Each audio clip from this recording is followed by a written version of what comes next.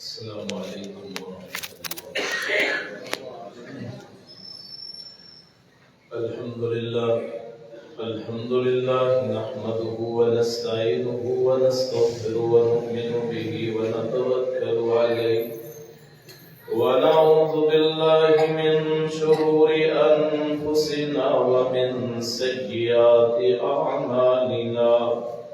من يهده الله فلا مضل له ومن يضلله فلا هادي له ونشهد أن لا إله إلا الله وحده لا شريك له ونشهد أن محمدا عبده ورسوله. اللهم صل على محمد وعلى آل محمد كما صليت على على إبراهيم وعلى آل إبراهيم إنك حميد مجيد. اللهم بارك على محمد وعلى آل محمد كما باركت على إبراهيم وعلى آل إبراهيم إنك حميد مجيد. أما بعد فإن خير الحديث كتاب الله وخير الهدي هدي محمد صلى الله عليه وسلم وشر الأمور محدثاتها وكل محدثة بدعة وكل بدعة ضلالة وكل ضلالة في النار. أعوذ بالله السميع العليم من الشيطان الرجيم. بسم الله الرحمن الرحيم. والذين هم على صلواتهم يحافظون أولئك هم الوارثون الذين يرثون الفردوس هم فيها خالدون. صدق الله العظيم. صدق رسول الله والشاكرين والحمد لله. برادران اسلام بزرگوں دوستوں بھائیوں،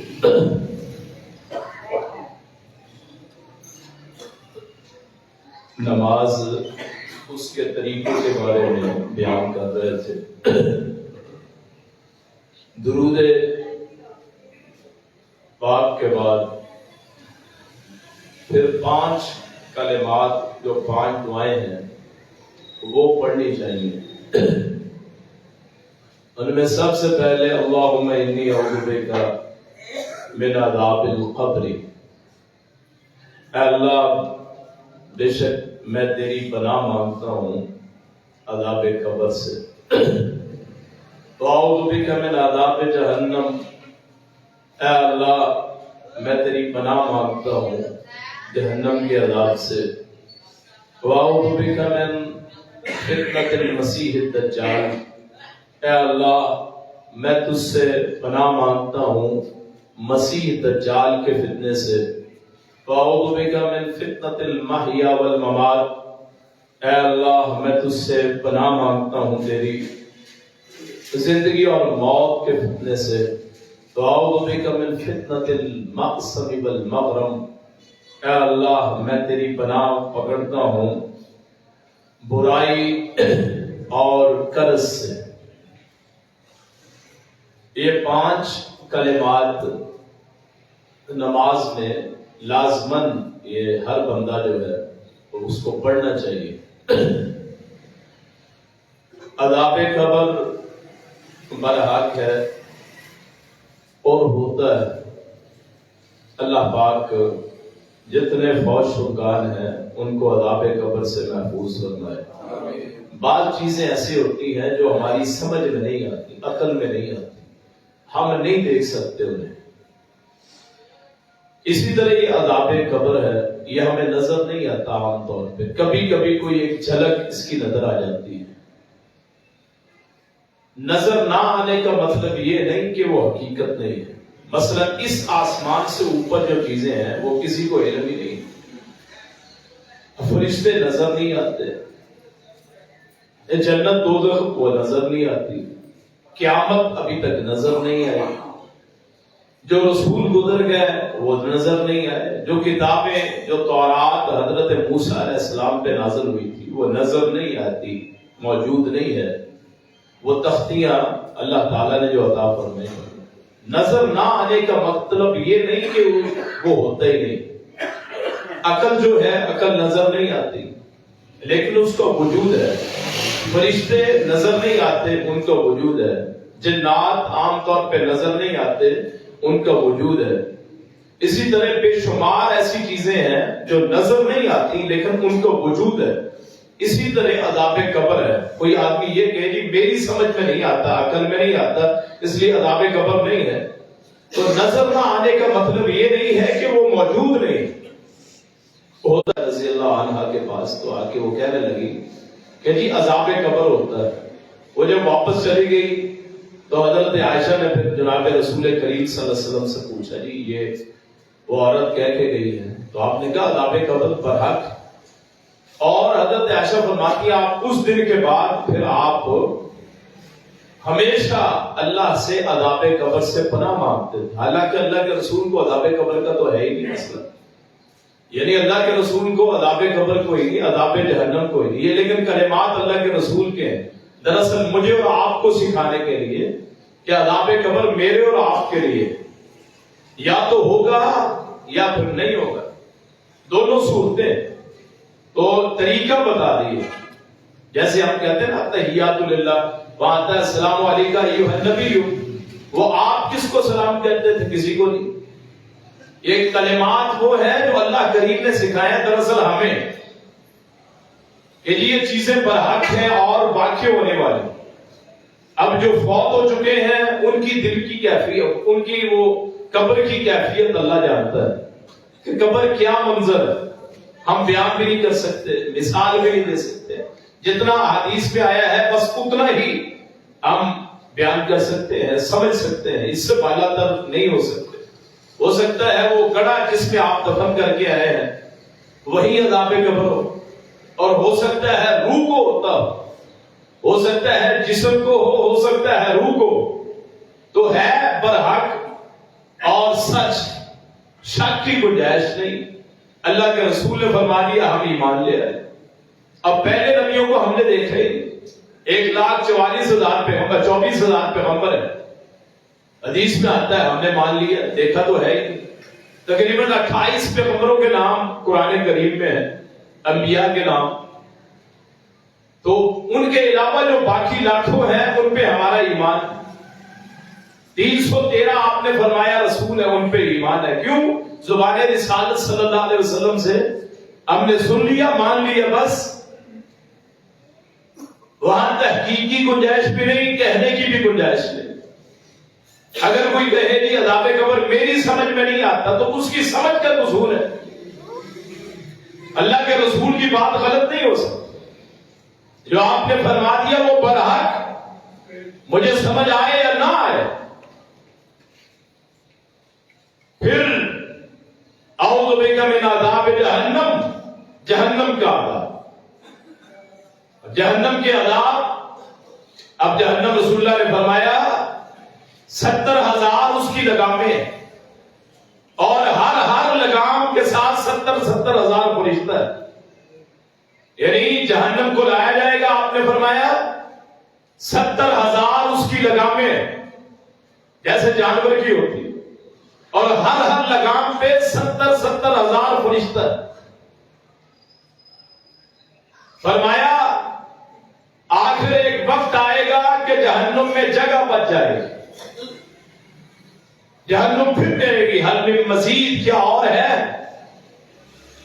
تو اللہ کریم جب دیکھیں گے کہ کچھ اور نہیں ہے تو اپنا پاؤں مبارک اس پہ رکھیں گے، وَيُنزَوَا بَعْضُهَا إِلَىٰ بَعْضٍ، وہ جہنم سکڑ جائے گی ایک حصہ دوسرے حصے کی طرف۔ یعنی عذاب جہنم ہے۔ دنیا میں بے شمار ایسے واقعات ہیں جن کا بدلہ نہیں ملتا۔ جرم کیا ویسے ہی موت ہو گئی، دنیا میں بدلہ نہیں ملا، اللہ کے پاس آخرت میں بدلہ۔ اور جہنم کی کیفیت یہ ہے کہ اس کے اوپر پل ہے جسے پل صراط کہتے ہیں، اس کے دروگے جو ہیں چوکیدار وہ گویا اندھے ہیں دیکھنے کے باوجود، بہرے ہیں سننے کے باوجود، گونگے ہیں بولنے کے باوجود، ہزاروں سال جل جل کے، ہزاروں سال پکاریں گے ہمیں کوئی رزق دو، ہمیں کچھ کھانے کو دو۔ ہم بھوک کا ایک عذاب اور ایک آگ کا عذاب، جل جل کے جسم پگھلیں گے، چربی پیٹ کچھ لہو خون جسموں سے نکل کے بڑے بڑے پتیلوں میں اسی خون، اسی چربی، اسی کچھ لہو، اسی پیٹ، سیال گندے مادے جو انسانوں کے جسموں سے نکلیں گے، جنات کے جسموں سے نکلیں گے، اسی کو بڑے بڑے پتیلوں میں، بڑے بڑے برتنوں میں گرم کیا جائے گا۔ جب کوئی یہ کہے گا ہمیں پلانے کے لیے دو، پینے کے لیے دو، تو ہزاروں سال گزرنے کے بعد وہ خون، کچ لہو، وہ پیٹ، وہ گندگی، سیال مادے، وہ طہر، وہ گندگ، وہ خوراک ہوگی وہاں رہنے والوں، جہاں جہاں سے گزرے گا وہیں سے چیرتا جائے گا۔ سر سے ڈالے، سر سے گزر کے پاؤں سے نکل جائے، پیئیں گے ہونٹ سکڑ جائیں گے، ہونٹ یہ نیچے والا یہاں، یہ ہونٹ یہاں، دانت باہر آ جائیں گے، رو رو کے آنسو ختم ہو کے خون بہنا شروع ہوگا۔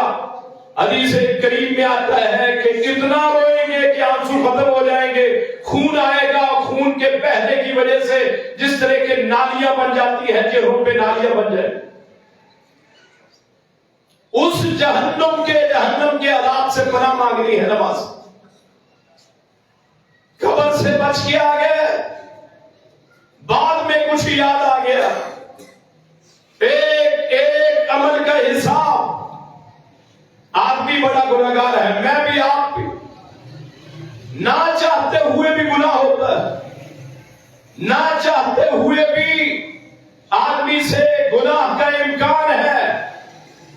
حضرت آدم علیہ السلام کو جب اللہ نے بنایا تو بغیر روح کے بچھا دیا، لیتے ہوئے شیطان آیا، دیکھ، ہاتھ کو دیکھا، پاؤں کو دیکھا، چہرے کو دیکھا، ناک، کان، سارا جسم۔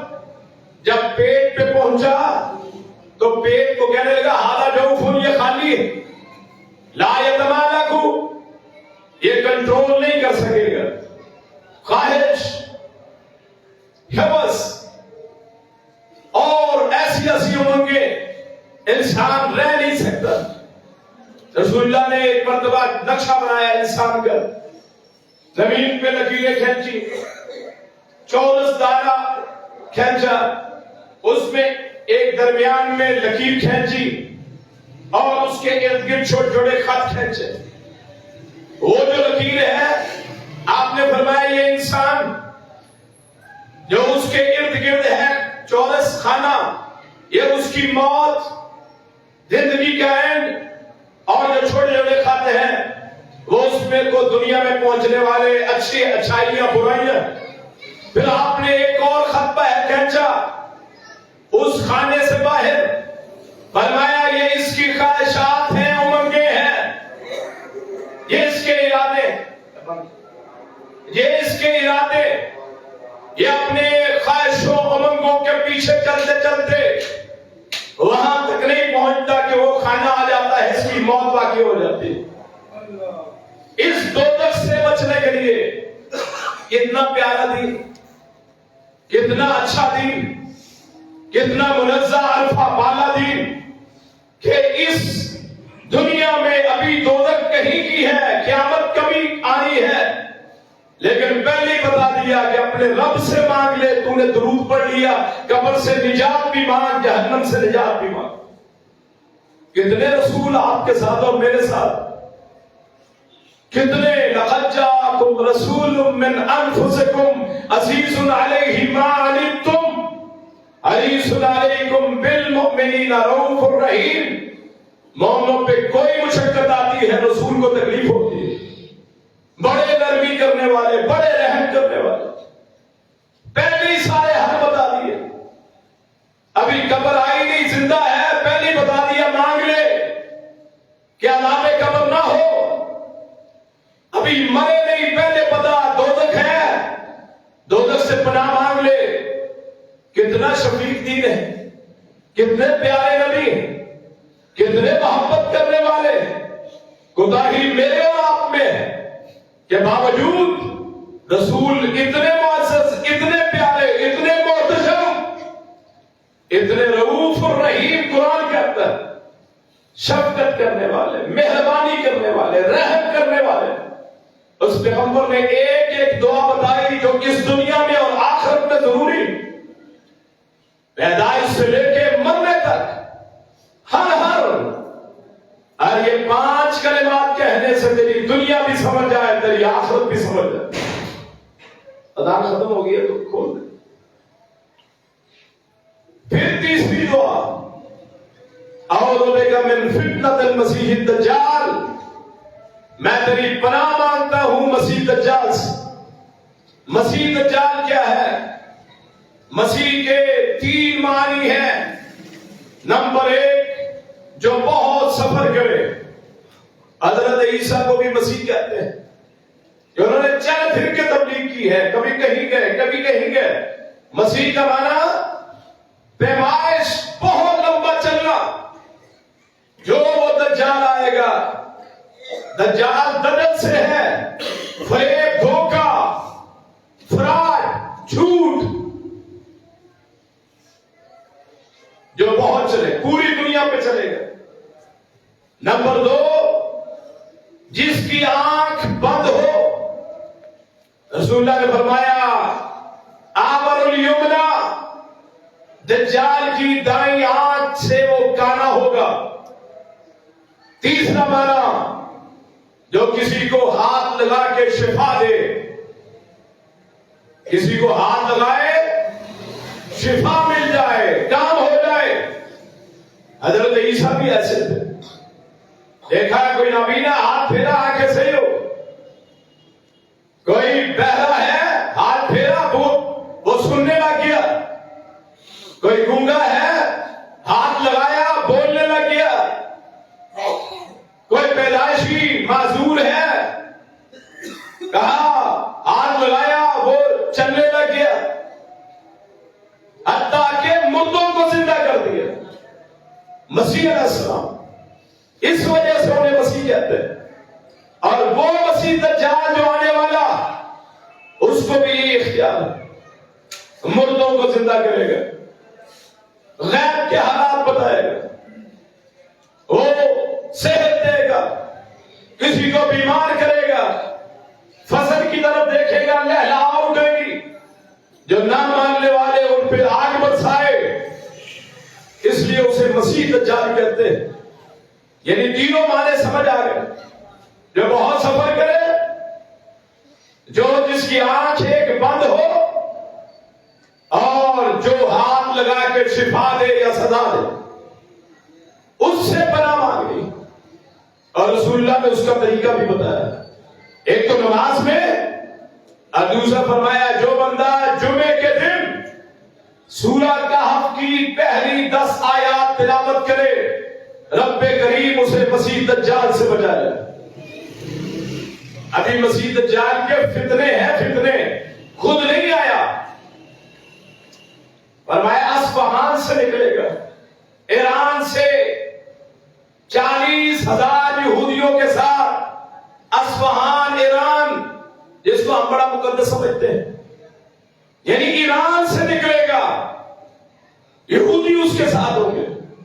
آج بھی دنیا میں یہ جو فلسطین ایران جنگ ہے، اسرائیل کی لگوانے والا کون ہے؟ ایران ابھارنے والا۔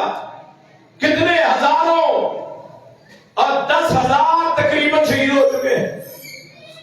یہ دنیا میں وہ ملک ہے ایران، تاریخ اٹھا کے دیکھیں، ان کی 1000 سالہ آگ وہ بجھی ہے حضرت عمر فاروق کے دور میں۔ 1000 سال آگ کی پوجا کرنے والے آتش پرست مجوسی، ان کی اولاد ہے جو آج آباد۔ حضرت عمر کا شہید کرنے والا ان کو، اس کی قبر آج بھی ایران میں اس کا مزار ہے، ابو لولو فیروز مجوسی، باقاعدہ مزار ہے۔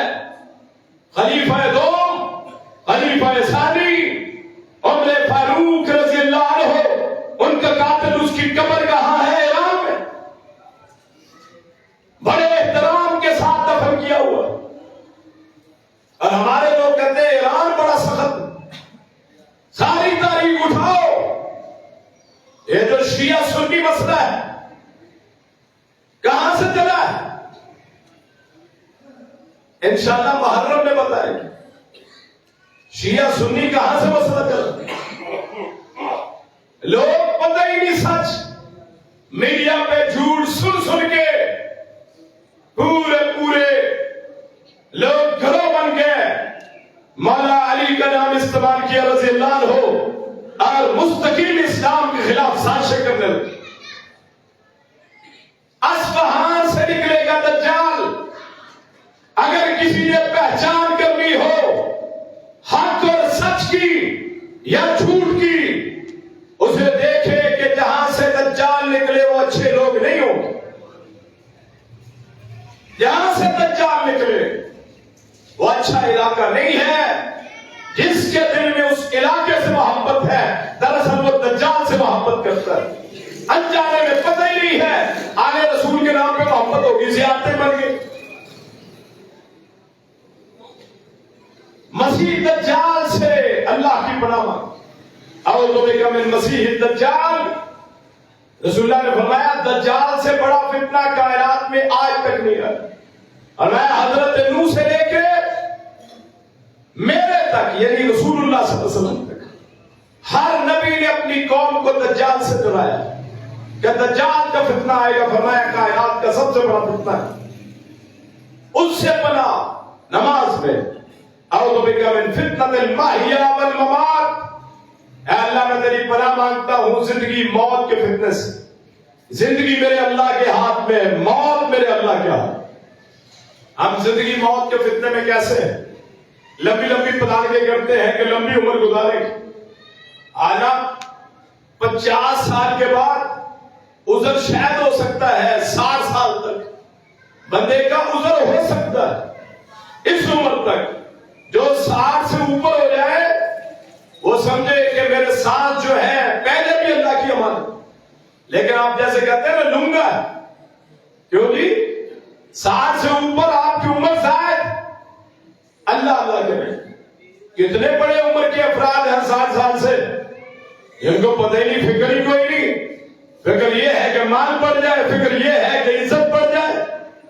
للہ العزت ولرسولہ وللمؤمنین ولکن المنافقین لا یعلمون. عزت اللہ، رسول، مومنوں کی، منافقین کو تو پتہ ہی نہیں ہوتا. جس کو اللہ نے اتنی عمر عطا کر دی، اس کا سارے عمر ختم کر دی. جوانی دی، جسم میں ابھی بھی جان ہے، اپنے رب کی طرف رجوع کرے. فتنۃ المحیا والممات کو یہ سمجھے کسی کی زندگی موت کا میں مالک، کسی کی عزت ذلت کا میں مالک. اللہ نے مجھے اقتدار دیا ہے، اختیار دیا ہے، پیسہ دیا ہے، ریل پین ہے. ادھر نمرود جیسا سمجھتا ہے کہ حضرت ابراہیم نے کہا تھا ربی الذی یحیی و یمیت، میرا رب زندہ بھی کرتا ہے مارتا بھی ہے. آگے سے نمرود نے کہا تھا انا احیی و امیت، زندہ تو میں بھی کرتا ہوں، مارتا تو میں بھی ہوں. قید خانے سے ایک کو پکڑ کے آزاد کر دیا، موت کا جس کو سزا تھی، اور بے گناہ کو پکڑ کے مار دیا کہ زندگی تو میں بھی دیتا ہوں، موت میں بھی دیتا ہوں. آج کا نمرود کون ہے؟ جس کو اللہ نے اختیار دیا ہے وہ اپنے غلط اختیار کو غلط استعمال کرتا ہے. کسی کا پیسہ مار لیا، اس کی روزی کا میں مالک ہوں، شاید کسی کے حصے پہ قبضہ کر لیا کہ اس کی زندگی میرے ہاتھ میں ہے، اس کا رزق میرے ہاتھ میں. جب آپ نماز میں بیٹھتے ہیں اعوذ بک من فتنۃ المحیا والممات، اللہ زندگی موت کے فتنے سے تیری پناہ میں آتا ہوں، یعنی تکبر سے بچتا ہوں. تکبر نہیں ہے اسلام میں، تکبر جائز نہیں ہے.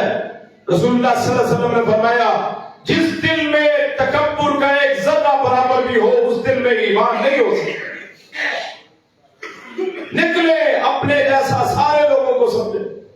جتنے لوگ اس کو کہتے ہیں زندگی اور موت کا فتنہ کہ میں سمجھوں کہ میں کسی کو کچھ دے سکتا ہوں یا میں کسی سے کچھ لے سکتا ہوں، وہ اللہ کریم ہے جس کے ہاتھ میں کسی کی زندگی، کسی کی موت، کسی کی عزت، کسی کی ذلت. اور جو بندہ یہ اختیار اپنا سمجھتا ہے وہ گویا اپنے آپ کو رب کائنات کا شریک سمجھتا ہے. اختیار اسی کے سب کچھ، اور میں سمجھتا ہوں کہ میں کر سکتا ہوں. اللہ کے رسول نے نماز کی حالت میں یہ دعا سکھا کے بتایا کہ بندے تیرا کوئی اختیار نہیں ہے، سب کچھ کرنے والا میرا اللہ. اعوذ بک من فتنۃ المأثم والمغرم، اے اللہ میں تیرے پناہ میں آتا ہوں قرض سے، پناہ میں آتا ہوں گناہ والی جگہوں سے، گناہ سے. کوئی بندہ یہ سمجھے میری نیکی کی وجہ سے میں گناہ سے بچ گیا، اپنی میری نیکی ہے. ساری کائنات نیکیاں کرتا رہے، گناہ سے بچنا بچانا اللہ کا کام. کوئی بچ ہی نہیں سکتا، کوئی بھی نہیں بچ سکتا. رسول اللہ ایک اعتکاف بیٹھے ہوئے، حضرت صفیہ آپ کی بیوی وہ آپ کے پاس آئی تو آپ بات چیت کر کے آپ رخصت کرنے گئے. دو بندے گزرے انصاری، انہوں نے دیکھا آپ کھڑے ہیں تو بڑی تیزی سے گزرے، آپ نے انہیں واپس بلایا، فرمایا یہ میری بیوی ہے. انہوں نے کہا اللہ کے رسول آپ کے بارے میں سوچ سکتے ہیں. فرمایا ان الشیطان یجری من الدم یجری من الانسان کما تجری الدم. انسان میں شیطان اس طرح گردش کرتا ہے جیسے خون گردش کرتا ہے. ہر لمحہ آدمی خطا کھاتا ہے. یعنی اللہ سے پناہ مانگنی ہے، اللہ مجھے گناہ سے بچا، اے اللہ مجھے گناہ سے بچا. اور قرض سے پناہ.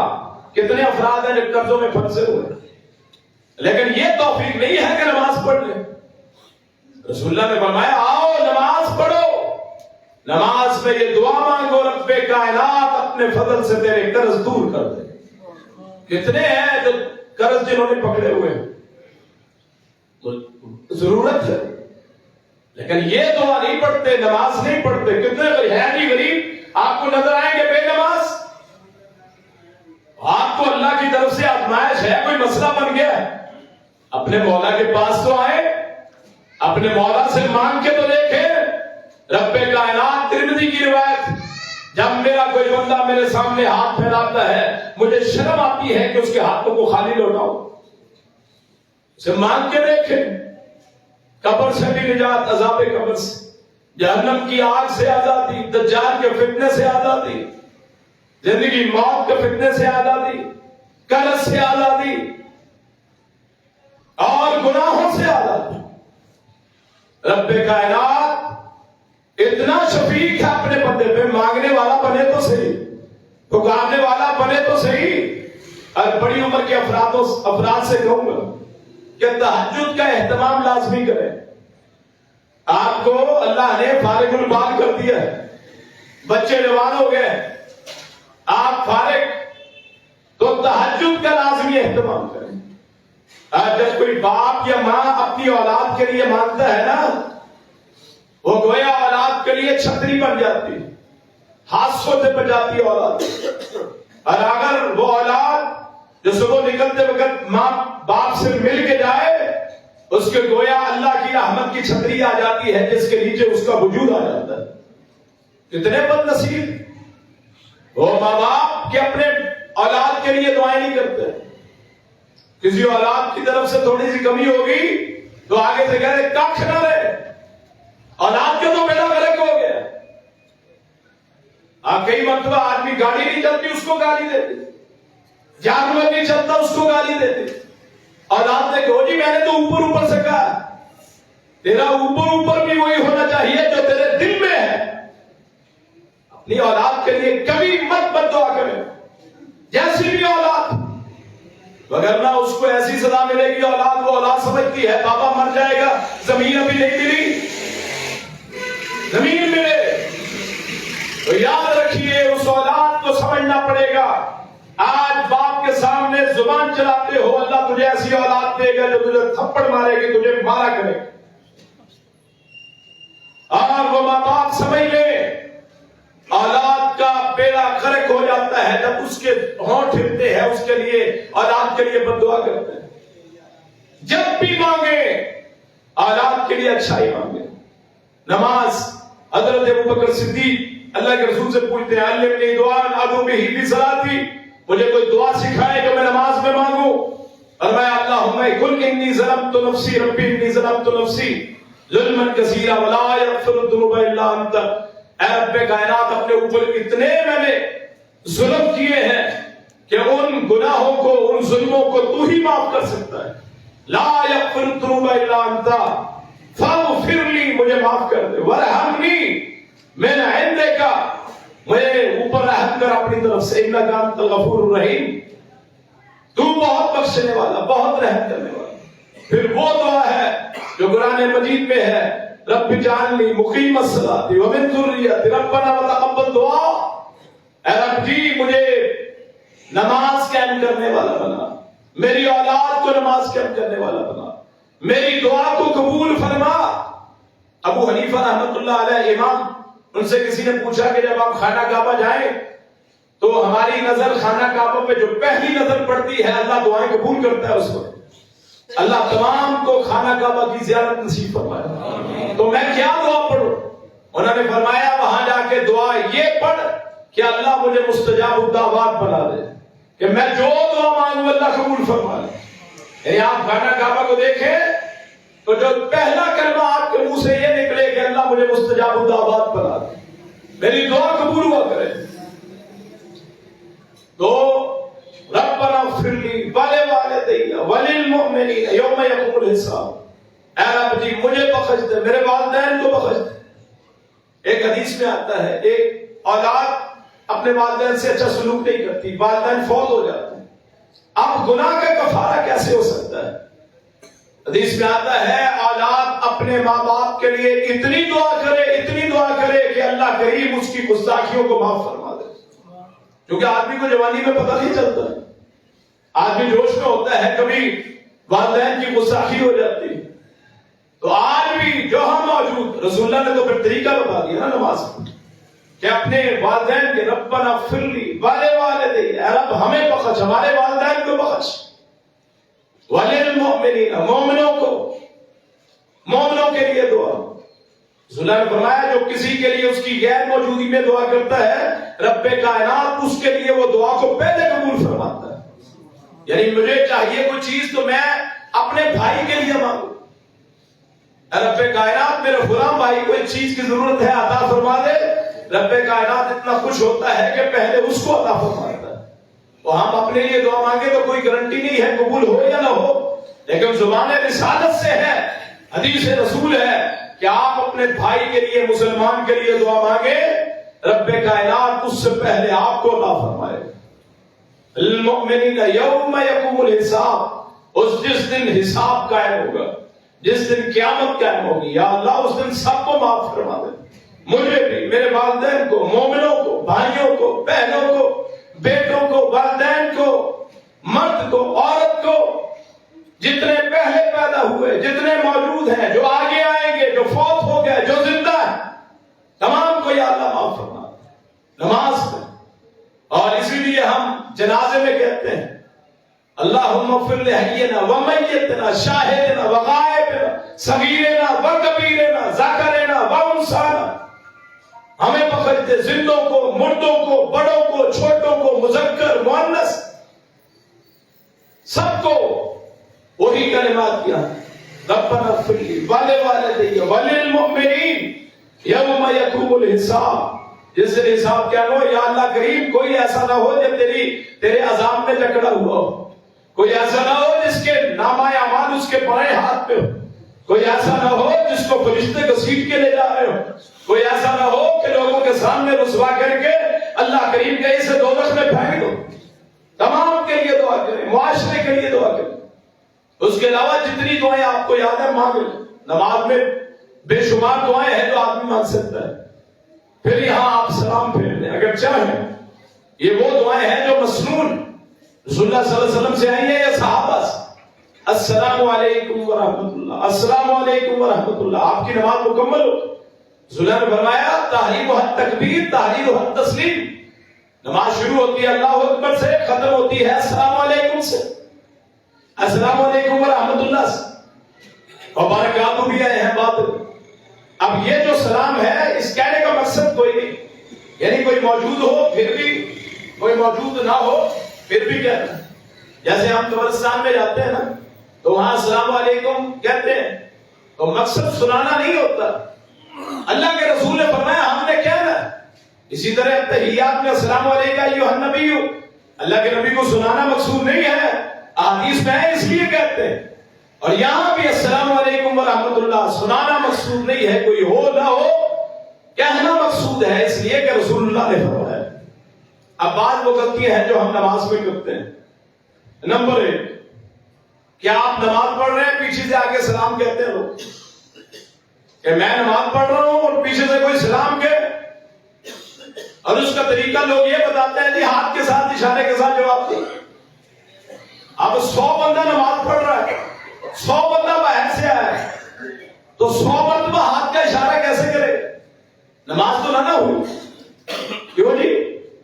کہ اونچی آواز میں سلام کہتے ہیں، ضرورت ہی نہیں ہے سلام کہنے کی، کوئی ضرورت نہیں لوگوں کو نماز پڑھنے۔ اگر کہہ رہی ہے منہ میں سلام کہہ دے، اللہ تمام پہ سلامتی نازل فرما دے گا، کہنے کی ضرورت نہیں ہے۔ ہمارے یہ اہل حدیث جو بھائی ہیں یہ کہتے ہیں عام طور پر کہ آگے لوگ نماز پڑھ رہے ہیں، آگے اونچی آواز میں السلام علیکم ورحمۃ اللہ۔ وہ تو حضرت بلال سے پوچھا گیا تھا کہ جی اگر آپ اللہ کے رسول کو سلام کہتے تھے آپ کیسے جواب دیتے تھے؟ انہوں نے کہا ہاتھ کے اشارے کے ساتھ۔ جب ان کو سلام کہتے تھے، یہ میں نماز پڑھ رہا ہوں، ایک بندہ مجھے ملنے آیا ہے، وہ مجھے سلام کہے، اسے پتہ نہیں تو میں ہاتھ کے ساتھ جواب دے دوں، اسے پتہ چلے کہ نماز میں ہے، مقصد صرف اتنا ہے۔ اور ہم نے اسے پوری عادت بنا لی ہے کہ جی جو آئے سلام کہتا ہے، جو آئے سلام کہتا ہے، کوئی نئی ملت، کوئی وجود نہیں ہے اس سلام کا جو ہم اہل حدیث اپنی مسجدوں میں کرتے ہیں۔ اور مزہ تو وہ ہے نا اپنی غلطیاں بھی لوگوں کے سامنے بتائیں۔ یہاں فرقوں کی لڑائیاں نہیں ختم ہوتی کہ میں تنقید کرتا ہوں یہاں کھڑا ہو کے مسئلے کے احناف پہ، مسئلے کے اہل تشیع پہ، کیوں جی؟ ایسا ہی ہے کہ مخالفوں کے خلاف تقریریں کرتا ہوں، اپنی غلطیاں کو نہیں یاد آتی۔ اور دین وہ ہے اپنی کوتاہیاں بھی دور ہو، غیروں کے ساتھ بھی شفقت کے ساتھ تنقید کی جائے تاکہ اصلاح ہو۔ بعض لوگ صبح آتے ہیں گھر سے سو کے آ کے، صبح 2 رکعتیں پڑھی ہیں سنتیں اور لیٹ جاتے ہیں، یہ بھی نیا طریقہ ہے. اللہ کے رسول کیا کرتے تھے کہاں؟ گھر میں ساری رات عبادت کرتے تھک جاتے تھے, صبح کی 2 رکعتیں پڑھی تھوڑی دیر لیٹ جاتے. حضرت عائشہ کہتی ہے اگر میں جاگتی ہوتی مجھ سے باتیں کرتے, اگر میں سوئی ہوتی آپ پھر لیٹ جاتے.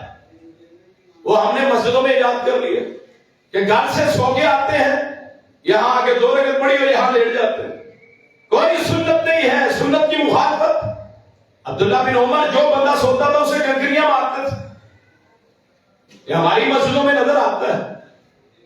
اور دین کو مذاق نہ بنائے, وہیں تک رہنے دیں جہاں حدیث قرآن میں آیا ہے. اللہ کے رسول ایک مرتبہ بھی زندگی میں کبھی مسجد میں آ کے نہیں لیٹے کہ صبح کی 2 سنتیں پڑھی ہیں اور لیٹ گئے. ایک اور غلطی جو ہم کرتے ہیں وہ یہ ہے کہ نماز پڑھتے ہوئے کانوں کو ہاتھ لگاتے ہیں, کانوں کو پکڑتے ہیں گویا ایسے. حالانکہ کسی حدیث میں نہیں آیا کسی بھی کہ کانوں کو پکڑنا, کانوں کے برابر ہاتھ کرنے, کانوں کو پکڑنا کہیں بھی نہیں آیا. جو ہم نماز میں کرتے ہیں نماز کے شروع میں, پھر نماز سے پہلے نیت اپنی طرف سے بناتی. اگر اس نیت کا وجود ہوتا تو عربی میں ہونی چاہیے تھی. ہم کس میں نیت کرتے ہیں؟ اردو میں, پشتو والے پشتو میں, پنجابی پنجابی میں, سندھی سندھی میں. یہ کون سا دین؟ کیوں نہیں بات صحیح ہے کہ اگر اس نیت کا وجود ہو تو نیت عربی میں ہونی چاہیے کہ نہیں؟ کسی کتاب میں نہیں ہے. اور نیت کا دل سے تعلق دل سے ہوتا ہے. پوچھتے کہاں چلے ہیں؟ جی میں ظہر کی نماز پڑھنے چلے. نیت تو پہلے ہو. بالکل اسی طرح جس طرح لوگ روزے کی نیت کرتے ہیں حالانکہ اس کا کوئی وجود نہیں, اور روزے کی لوگ نیت کرتے ہیں, اسی طرح نماز کی. دونوں ہی من گڑت, دین میں نہیں ہے, اپنی طرف سے بناتی. پھر اور غلطی ہوتی ہے کہ صفوں میں فاصلہ رکھتے ہیں. یہ 4 انگلیوں کا فاصلہ, حالانکہ کسی حدیث میں نہیں آیا 4 انگلیوں کا فاصلہ. مولویوں نے مسلک بنا لیا. اس مسجد میں میں نے دیکھا جن کو آپ اہل حدیث کہتے ہیں, یہاں بھی کندھے سے نہیں کندھا ملتا, پاؤں سے پاؤں نہیں ملتا. جو جہاں کھڑا ہے وہاں کھڑا. حدیث میں آتا ہے رسول اللہ صلی اللہ علیہ وسلم وہ سب سیدھی فرمایا کرتے. امام کی ذمہ داری کہ امام لوگوں کو بالکل درست کر کے رکھے, سیدھا کر کے رکھے. وہ امام خدا ہی کرتا ہے جو پوچھتے نہیں. رسول اللہ نے فرمایا شیطان داخل ہوتا ہے جب آپس میں فاصلہ ہوتا ہے, دلوں میں دوری ہوتی ہے. اسی لیے ہمیں ایک دوسرے سے محبت اخلاص نہیں کہ نماز میں مل کے کھڑے نہیں ہوتے. بڑا ہو چھوٹا ہو, وہ امام ہو کوئی بھی, جو جس کے ساتھ کوئی آدمی کھڑا ہے وہ کیا کرے گا کہ مل کے کھڑا ہوگا, کندھے سے کندھا, پاؤں سے پاؤں, اور بالکل ایڑیاں برابر, صفوں کے نشان. ایک مسئلہ ہے جی اگر 2 بندے ہوں تو نماز کیسے پڑھیں؟ 2 بندے ہوں, امام کدھر کھڑا ہوگا, مقتدی کدھر کھڑا ہوگا؟ امام بائیں, مقتدی دائیں. ابن عباس کہتے ہیں میں آپ کے ساتھ کھڑا ہو گیا آپ کے بائیں طرف, رات کی نماز تھی, آپ نے مجھے پکڑ کے دائیں طرف کر دی. اگر 3 افراد ہو جائے پھر کیا کرنا ہے؟ کیا امام کے ساتھ کھڑے ہوں گے؟ نہیں, ان کی علیحدہ صف پیچھے کھڑے ہوں گے دونوں. مثلا میں نماز پڑھ رہا ہوں, میرے ساتھ کوئی آگے کھڑا ہو گیا, آپ 2 ہو گئے, مثلا تکبیر کی نماز شروع ہو گئی. اب ایک اور بندہ آ گیا, اب کیا کریں گے؟ وہ اگلا جو ہے اس کو پیچھے کھینچ کے برابر کیا جائے. اسی طرح صف بنی ہوئی ہے اور پیچھے سے ایک بندہ آیا. اکیلے کی صف نہیں ہوتی, اکیلے آدمی کی صف نہیں ہوتی. وہ کیا کرے گا؟ ایک بندے کو پکڑے گا, اپنے ساتھ کھڑا کرے گا. آپ کہیں گے یہ بات میں چلنا درست نہیں, اور ضرورت کے وقت ہر چیز جائز ہو جاتی ہے. ضرورت کے وقت ہر چیز. اب مثلا امام کا وضو ٹوٹ گیا ہے, امام وضو کرنے چلا گیا ہے, اب جو آگے آئے گا وہ چل کے آئے گا نا جی, کیوں نہیں؟ جو امام کی جگہ پہ آئے گا وہ چل کے, کیوں؟ مجبوری. عام طور پہ نماز میں نہیں چلا جاتا, لیکن مجبوری کے وقت جائز. تو اسی طرح یہ کیا جائے گا. بعض لوگ کیا کرتے ہیں کہ نماز رکوع سجدے مکمل نہیں کرتے. پہلے بھی ویسے مسئلہ بیان ہو چکا ہے, چلو آخر میں اس لیے کہ زیادہ توجہ ہو جائے. رکوع سے کھڑا ہونا, سجدہ, سجدے کے درمیان دوسرا سجدہ, 5 چیزیں سن لے غور سے. رکوع سے اٹھنا، سجدہ پہلا، سجدے کے درمیان بیٹھنا، دوسرا سجدہ، تمام میں مقدار ایک ہونی چاہیے۔ اللہ کے رسول کا رکوع سے اٹھنا، پہلا سجدہ، دوسرا سجدہ، سجدے کے درمیان کا آدھا سارا برابر ہوتا۔ ہمارے یہاں کیا ہوتا ہے؟ نہ اماموں کو خیال ہے، نہ مقتدیوں کو خیال ہے۔ حضور نے فرمایا سب سے برا چور ہے جو نماز کی چوری کرتا ہوں۔ اگر نماز کی چوری کون کرتا ہے؟ فرمایا جو رکوع اور سجدے مکمل نہیں کرتا۔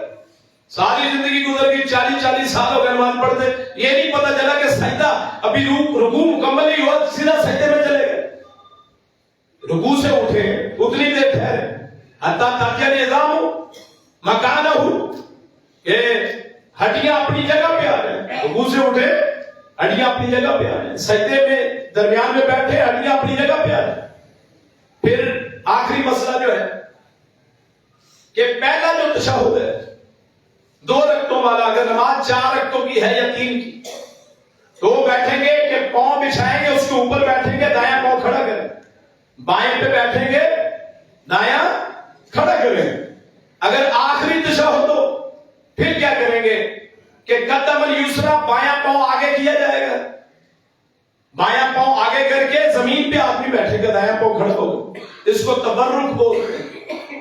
اللہ پاک مجھے اور آپ کو صحیح بات سننے کی، اس پہ عمل کرنے کی توفیق عطا فرمائے۔ آخر دعوانا الحمدللہ رب العالمین۔